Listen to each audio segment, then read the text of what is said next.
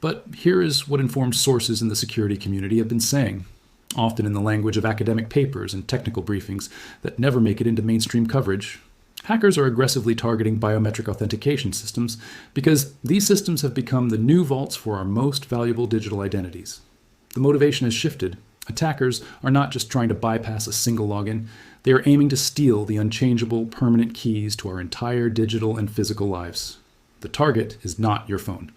The target is not your banking password. The target is you, permanently, irreversibly.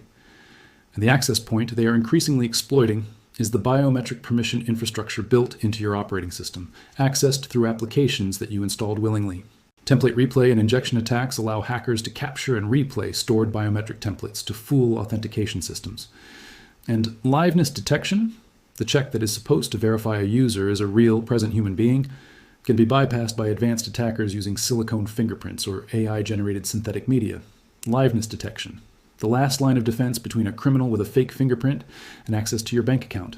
And it can be defeated, not by nation-state actors with unlimited budgets, by attackers using tools commercially available on criminal marketplaces for less than the cost of a restaurant dinner. According to informed sources tracking the underground economy of stolen biometric data, the dark web market for fingerprint templates, palm scans, and facial recognition data has grown substantially over the past 2 years. The value of a stolen biometric record exceeds the value of a stolen credit card number by a significant margin, precisely because a credit card can be canceled and a biometric cannot. Criminals do not just buy this data for immediate use. They hold it, combine it with other stolen records, and deploy it strategically across multiple attack surfaces over time.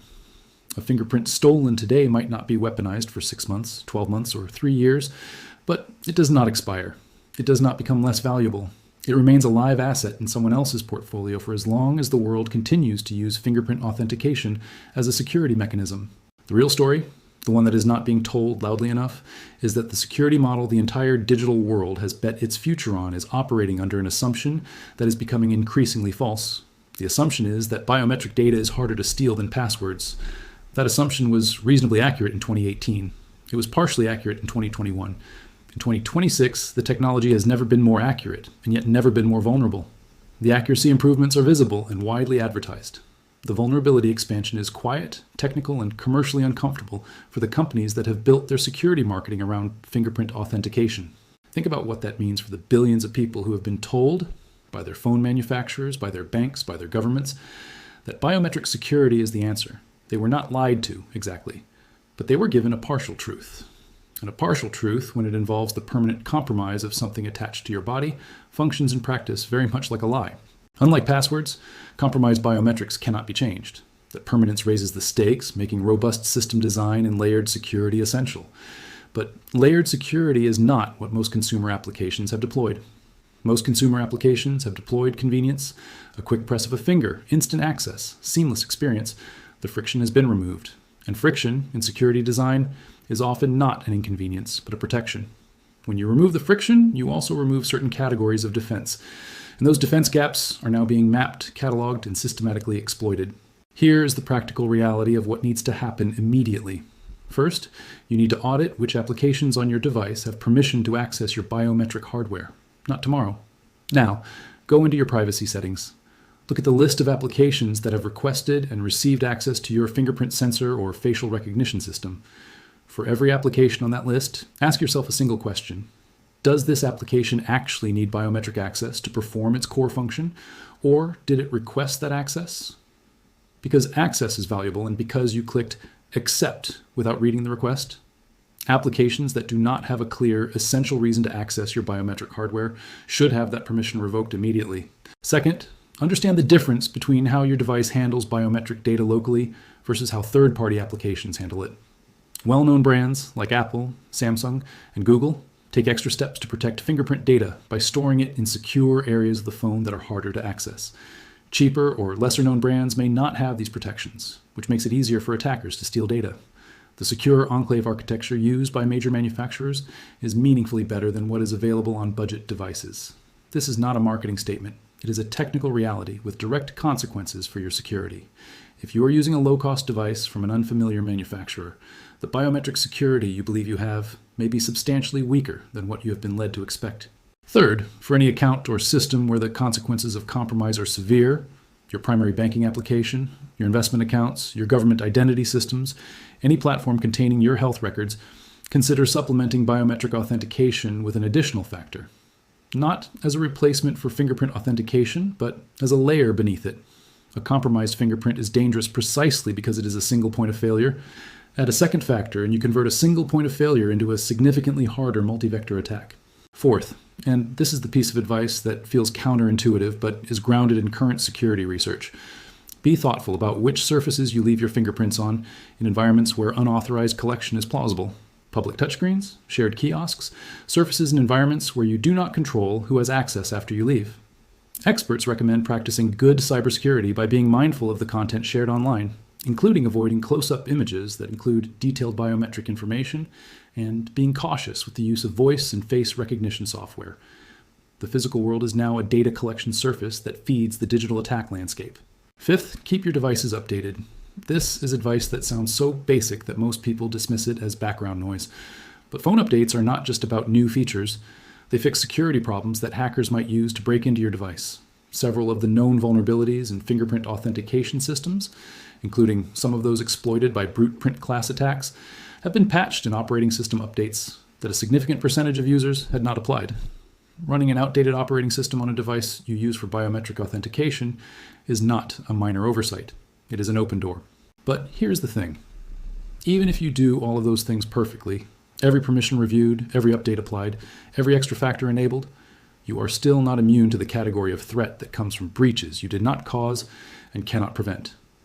The NYC Health and Hospitals breach involved attackers who gained access through an unnamed third-party vendor. During the access window, they copied files containing personal, medical, financial, and biometric information.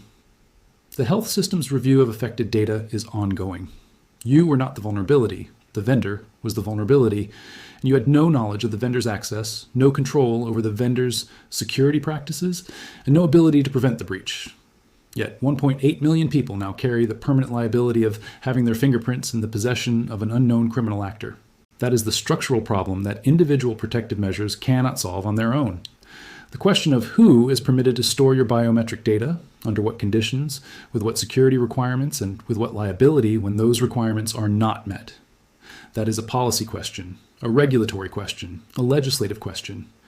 And in most jurisdictions around the world, the answers to those questions are still being written, which means that right now, at this moment, organizations are collecting and storing your permanent biometric identifiers under regulatory frameworks that were not designed for the threat environment that exists today. Privacy and regulatory concerns around improper storage or use of biometric data can violate laws like GDPR, CCPA, or India's DPDP Act. But violations require detection. Detection requires enforcement. Enforcement requires resources. And the resources allocated to biometric data security enforcement in most parts of the world are nowhere close to proportional to the scale of the risk. The laws exist on paper. The infrastructure to enforce them in real time, at the speed that threats are moving, does not yet exist in practice. Cybercrime's business models are evolving. Behavioral biometrics, device fingerprinting, and AI-driven risk scoring are becoming essential to re-establishing trust in identity and transactions. But that evolution on the defensive side is happening inside corporations and research institutions. It is not happening in the daily awareness of the 1.8 billion people who use fingerprint authentication on their phones. It is not happening in the security practices of the thousands of small and mid-sized organizations that have implemented biometric systems because they were told it was the modern, secure choice. The gap between where the threat is and where the public understanding of the threat is, that gap is the territory that criminal networks operate in freely. And the gap is widening because the tools on the offensive side are getting cheaper, faster, and more accessible every quarter. A deepfake service for $15, a synthetic identity for $15. UK businesses lost £9.4 billion to deepfake fraud in 2025. A single synthetic video attack cost a Hong Kong firm $25 million. These are not abstract numbers in a research paper. These are operational losses from attacks that have already happened. Attacks that were executed using tools that are now more sophisticated, more affordable, and more widely distributed than they were when those attacks occurred. The trajectory here is not ambiguous. The attacks will increase in frequency. The tools will decrease in cost. The data already stolen in breaches like the one at New York City Health and Hospitals will become more dangerous over time as it is combined with additional stolen records, refined by AI systems trained to maximize its exploit value, and deployed against systems that have not yet realized the data they rely on for authentication is already compromised. The question is not whether another major biometric breach will happen. The question is when, how large, and whether the systems that are supposed to detect it will catch it before the attackers have had 2 more months of uninterrupted access. The feature your phone called secure was never as simple as it looked. The press of a finger, the instant unlock, the seamless experience.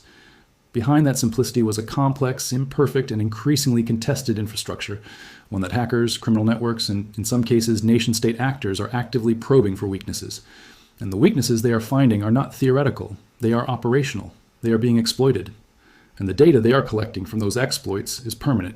You can change your password tonight. You cannot change your fingerprint tomorrow, next year, or ever.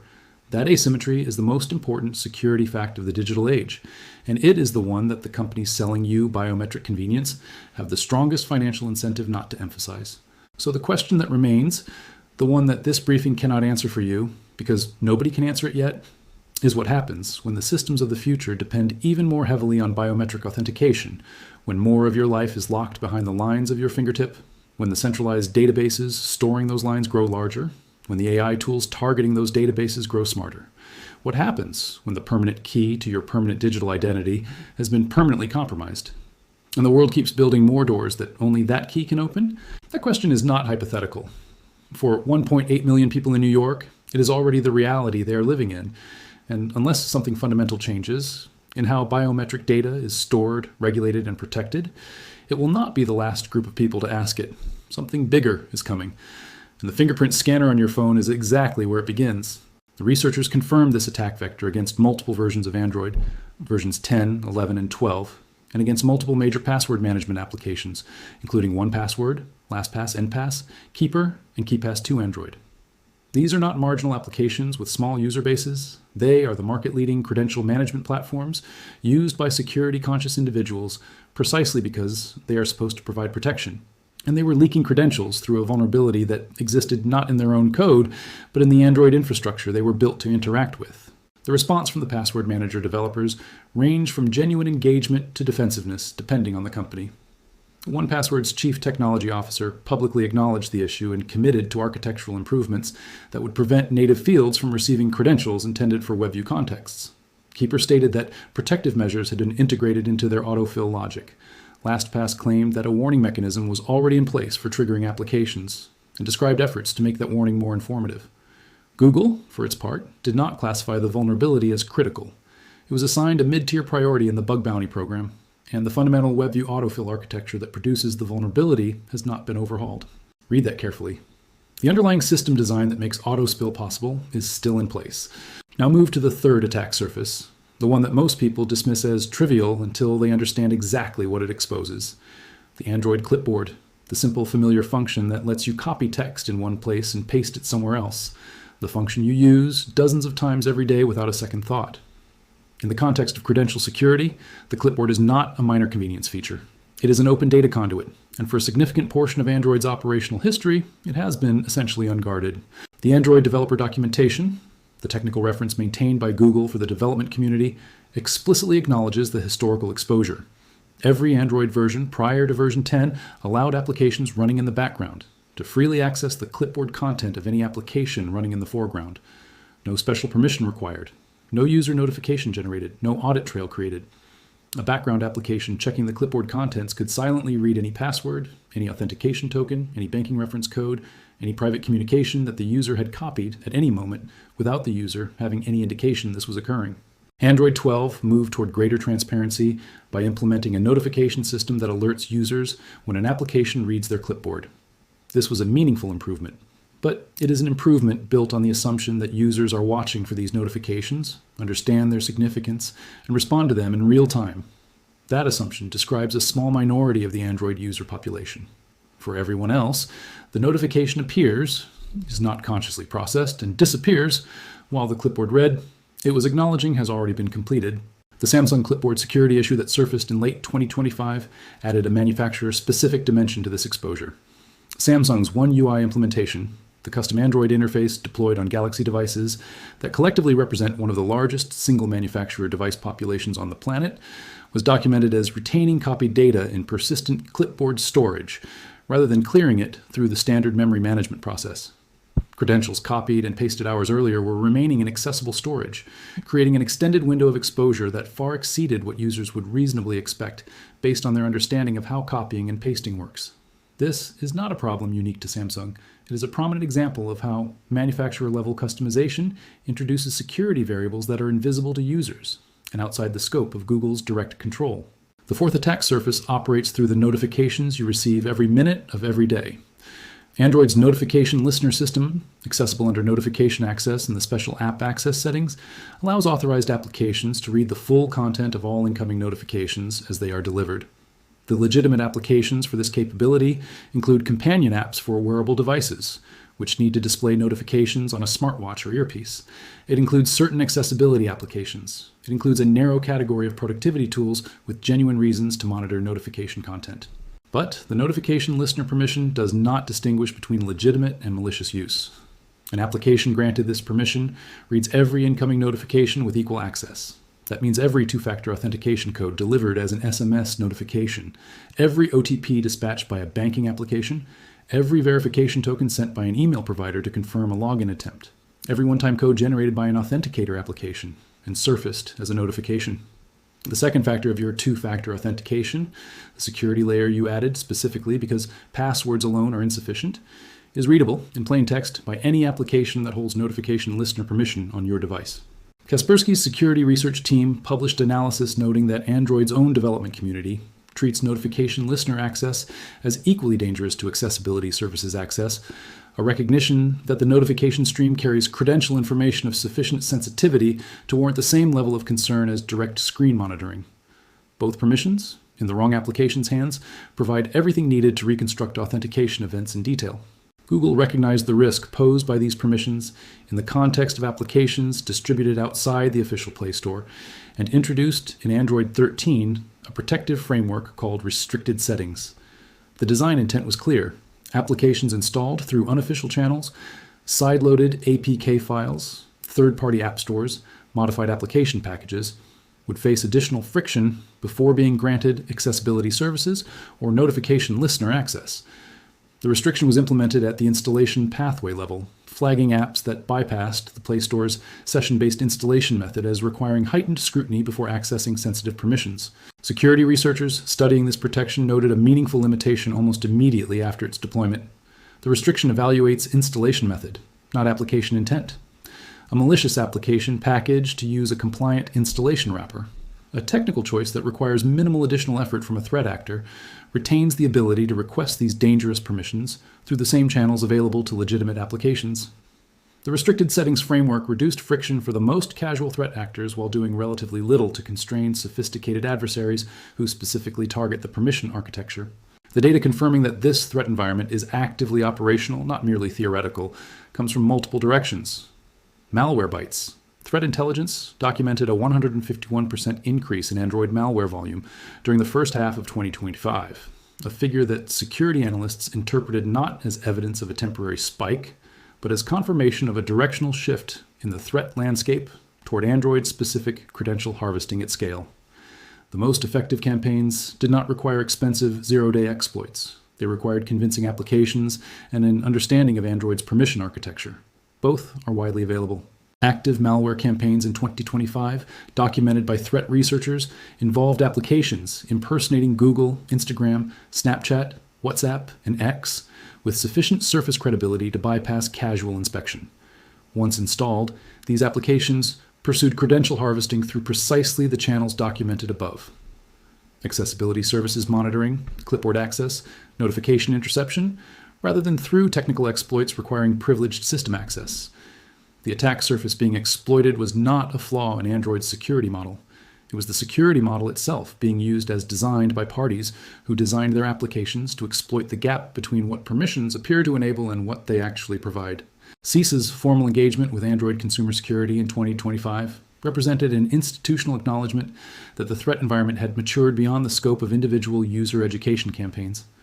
Federal cybersecurity infrastructure agencies do not issue configuration guidance for personal consumer devices in response to minor or manageable risks. The guidance issued by CISA reflected an assessment that the scale of credential exposure across the Android ecosystem had become a concern with implications extending beyond individual user harm into systemic digital infrastructure risk.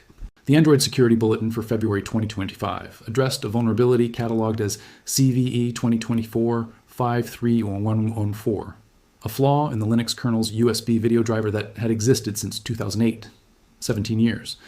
The privacy-focused Graphene OS project flagged this specific vulnerability as likely among those being actively exploited by forensic data extraction tools, commercial software packages used to extract stored credentials and private data from Android devices through USB connections, without requiring the device PN or biometric lock. This pathway operates through the developer options menu, specifically through the USB debugging setting that, when enabled, allows connected computers to send commands to the device via ADB, the Android Debug Bridge protocol. For the overwhelming majority of Android users, developer options serves no legitimate purpose.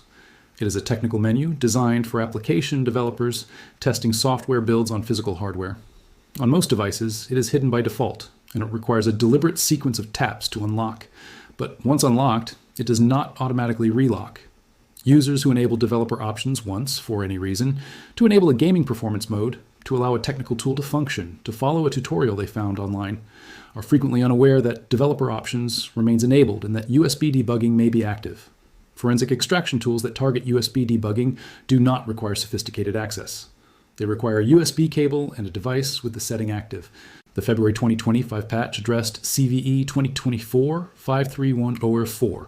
The March 2025 bulletin addressed 44 vulnerabilities, including CVE 2024-43093, a privilege escalation flaw in Android's framework component, and CVE 2024-50302, a kernel-level flaw in USB HID handling. Both were confirmed by Google as under active exploitation against real users at the time of the advisory's publication. The patch cycle operates on a monthly cadence. Manufacturer adaptation and carrier distribution of those patches operates on a variable schedule that frequently lags by weeks or months. For devices whose manufacturers have stopped issuing security updates entirely, the patches are never delivered. The practical guidance that emerges from understanding all of this is specific, actionable, and must be executed with the seriousness of someone who has just learned that the lock they depended on has been functioning improperly. Your first action is accessibility services. Open settings. Find accessibility. Navigate to the section listing downloaded or installed services. Every application in that list holds the technical capability to monitor your screen and capture your keystrokes. Examine each one. If you cannot articulate specifically and immediately why that application requires screen monitoring and keystroke capture capability. If you have to think about it, if you have to scroll through your memory to recall approving it, if there is any uncertainty whatsoever. Revoke the permission immediately. Do not research it first.